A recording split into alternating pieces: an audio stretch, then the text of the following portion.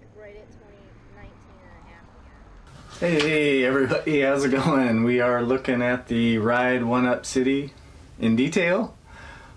Really, the results of my testing. But I'm going to briefly talk about, I'm just going to point from here, just kind of give an overview of the components just in case, they forgot about it all. So it's a 48 volt, 10.4 amp hour battery, so you get about 500 watt hours of capacity. You got a 500 watt geared rear hub motor, and it's going through a 7-speed cassette, 42 teeth in the front and 14 to 34 in the rear. I'm pretty sure, checking my note, no, 14 to 28 in the rear. I opted for 700C wheels, 160 millimeter disc brake rotors with mechanical single piston disc brakes, 4-finger levers with cutoffs. I have the upgraded display. There's 2 display options. I have both because it comes with one, but you can go with the other option. It gives you more readout and some programmability, which I really didn't change any settings in here.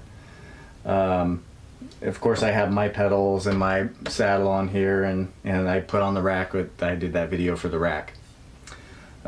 This is City Brown model, gold, and it has a thumb throttle and gold accents. I think it's a good looking bike.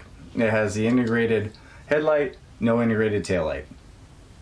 So that's kind of the overview. Oh, and some of the things I didn't catch in my initial review is it's a cadence sensor. It's a 6-magnet sensor, so that's probably part of the reason that it actuates fairly quickly, but it doesn't deactivate all that fast. And as we'll talk about in the, I'll talk about it right now.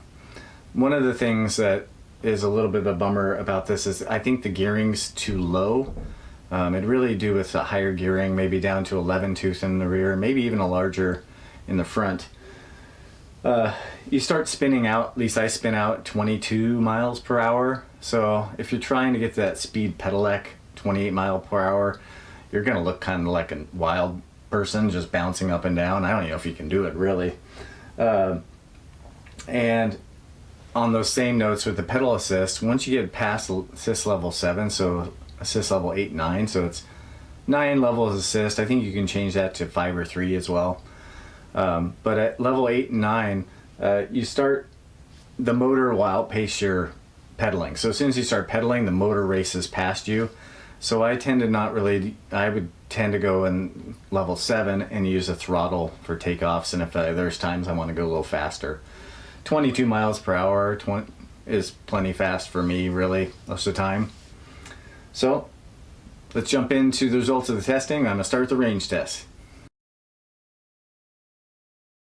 Range test number 1 was as close to throttle only as I could do. It was more at the nighttime, so temperatures were from 45 to 39 degrees, but there was really no wind. It was very calm. I did not get a motor temperature on this particular test.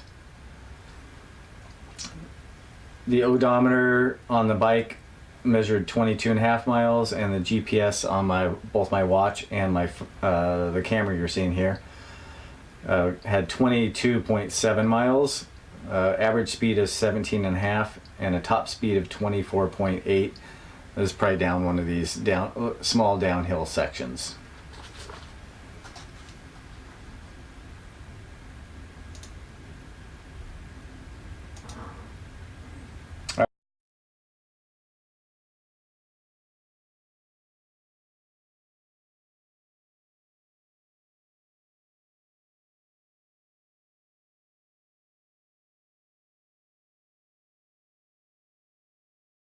All right, range test number 2. This one I did in assist level 7. So kind of the maximum, like I was talking about before, of what you can actually keep making contact with the pedals without the bike running out from under you. I got between 28.8 and 29 miles between the odometer and GPS. My average was 16.6 miles per hour and top speed of 24.9. That's another little downhill section. Temperature was 50 to 55 degrees, and it had 7 mile per hour wind from the north to northwest, which on this route, which is east to west, is more of a crosswind. And the motor temperature, I would say, really didn't even increase. Either did the battery temperature. I had 68 degrees on the motor and 61 degrees on the battery. So the motor doesn't really heat up at all on these tests, which is pretty cool.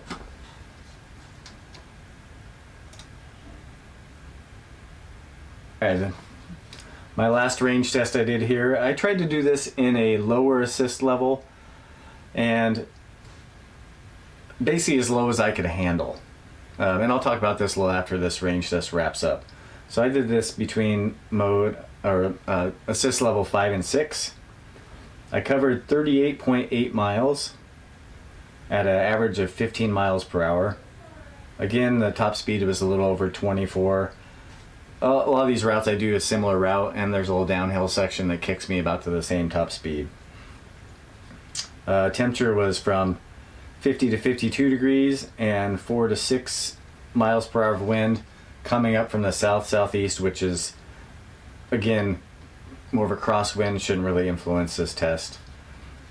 But the motor temperature was 61.5 and the battery is 68. So all in all, I'd say it's not really heating up.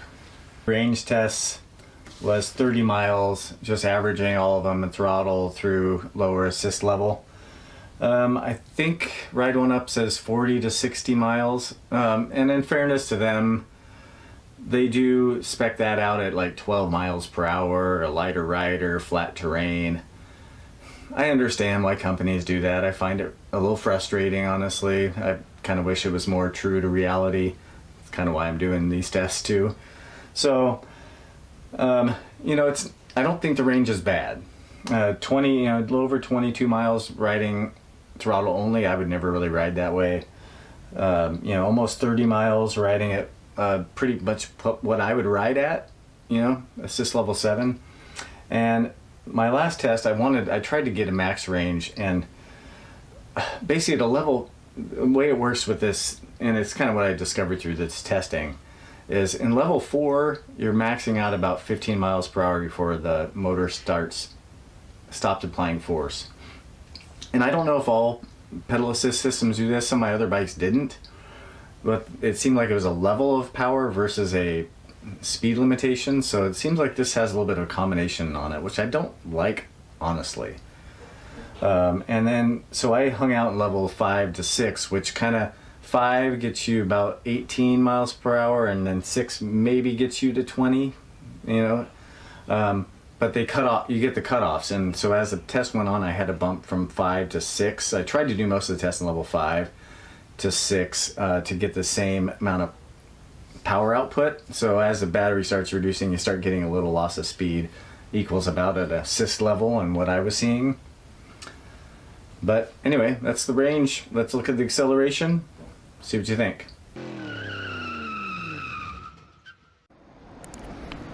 Alright, so hopefully we can see the speed here.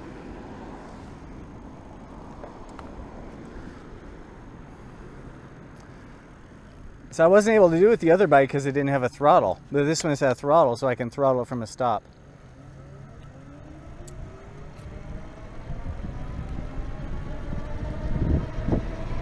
So it looked like that was about 14.7.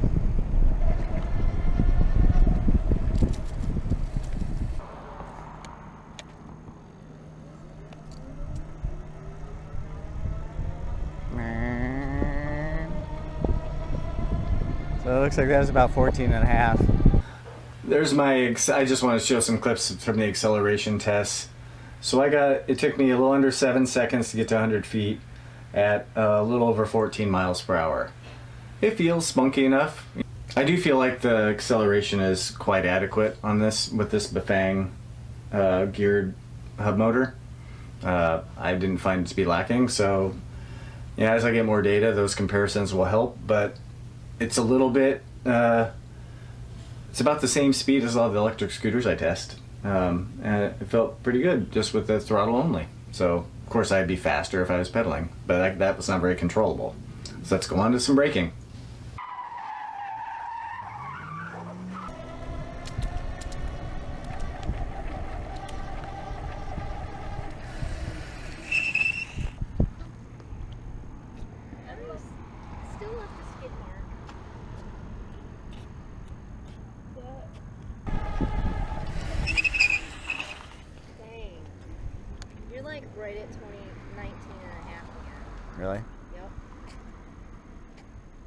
15.4. Alright, so I just want to show some of the braking tests. It's kind of fun to do. It's, you know, if you aren't a kind of pretty experienced bike rider, it's a little unnerving to just go full braking. So I got an average of 18.5 feet or so. I was trying on a couple of tests to limit my skidding. And on a bike, unlike a car, I don't think the skid really reduces. It seems like you actually stop a little faster. So I stopped in one of the tests with the most skidding at about 15.5 miles. I'm not 15.5 feet, and this was all at 20 miles per hour. So even though it's only got 160 millimeter rotors with mechanical disc brakes, I mean, I didn't find it lacking, and there's plenty of, you don't have to get extra effort. There's pretty good mechanical advantage on these brakes. Braking, I don't have any complaints. So let's move on to a little headlight test. So on the headlight test, I put the camera on the dash of my car with the headlights on, so you get an idea of what you would see out on the road with the bike coming at you with this, and I don't know what the lumen rating is on this. I couldn't really find that easily. If I can find it here, I'll post it on the video. Wrap it up! About time! Those are the results of my test. I hope some of this information helps you out. I don't know if the detailed numbers will help in this one video, but as I build a little library of information, it should help with comparisons, I hope. So down the road, I want to have a website with some, comparison data.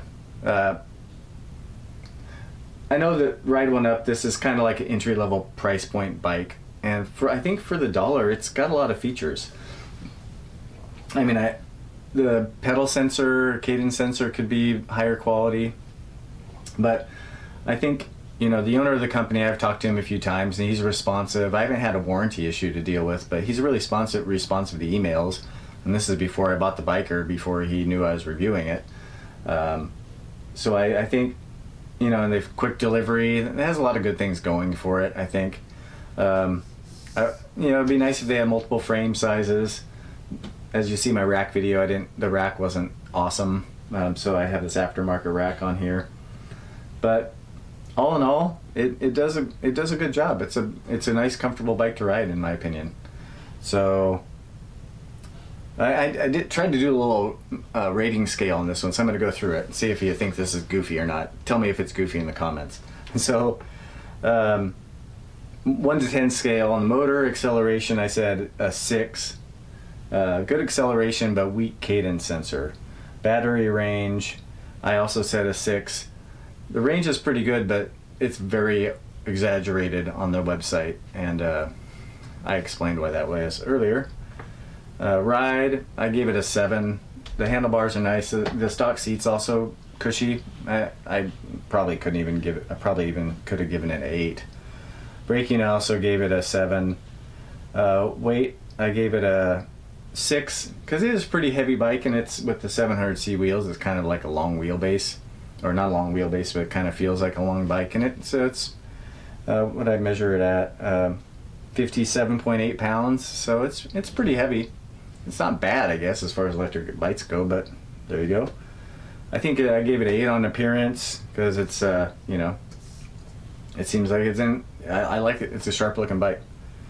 Extras and accessories, I gave it a 2 because I thought the rack package wasn't very good.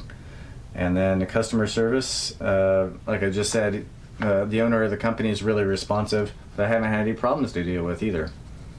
So I hope between these two videos, few videos I've done, it helps you out making a decision on this bike. And thanks a lot. Appreciate you watching. All right, see you next time, later. Take it easy. Catch the wave, feel the